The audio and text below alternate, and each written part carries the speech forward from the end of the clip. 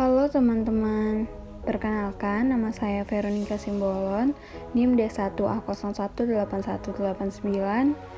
Saya dari kelas Sumber Daya Lahan B. Baiklah teman-teman, sekarang saya berada di lahan pertanian Universitas Jambi. Di sini saya akan menjelaskan tentang konservasi tanah. Tetapi sebelumnya kita harus mengetahui terlebih dahulu apa itu konservasi tanah. Konservasi tanah diartikan sebagai penempatan setiap bidang tanah pada cara penggunaan yang sesuai dengan kemampuan tanah tersebut dan memperlakukannya sesuai dengan syarat-syarat yang diperlukan agar tidak terjadi kerusakan tanah. Tujuan-tujuan dari usaha konservasi tanah itu sendiri untuk mencegah kerusakan tanah oleh erosi, memperbaiki tanah yang rusak, memelihara serta meningkatkan produktivitas tanah agar dapat dipergunakan secara lestari.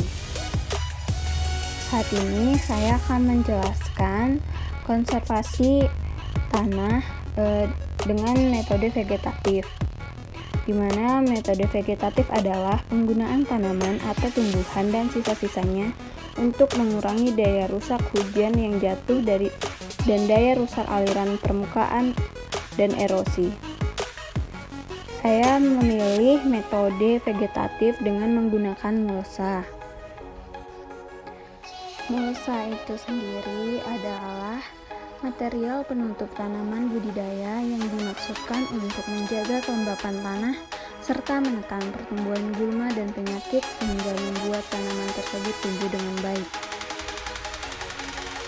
Manfaat mulsa itu sendiri, yang pertama ada manfaat terhadap kestabilan agregat tanah.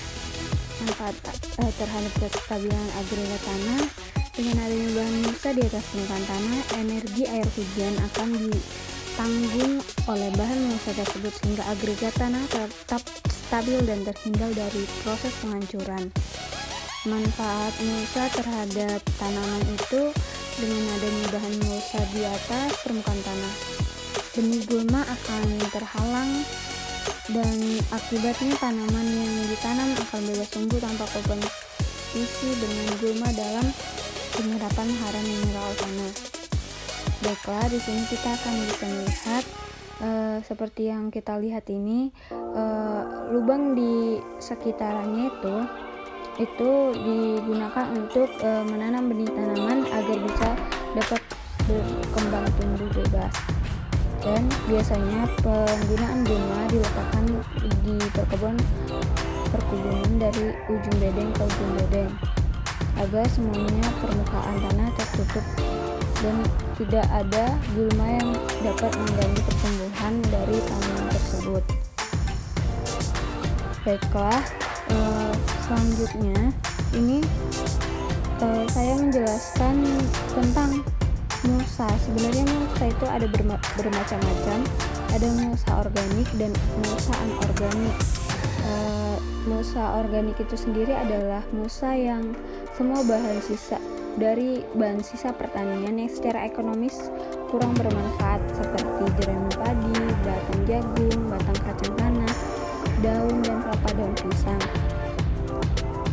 dan masih banyak lagi yang lainnya. Sedangkan mulsa anorganik itu meliputi semua bahan batu-batuan dalam berbagai bentuk dan ukuran seperti batu kerikil, batu koral, pasir kasar, batu bata, dan batu gravel. Dan yang terakhir itu ada jenis mulsa kimia sintetis, di mana mulsa kimia sintetis meliputi bahan-bahan plastik dan bahan-bahan kimia lainnya.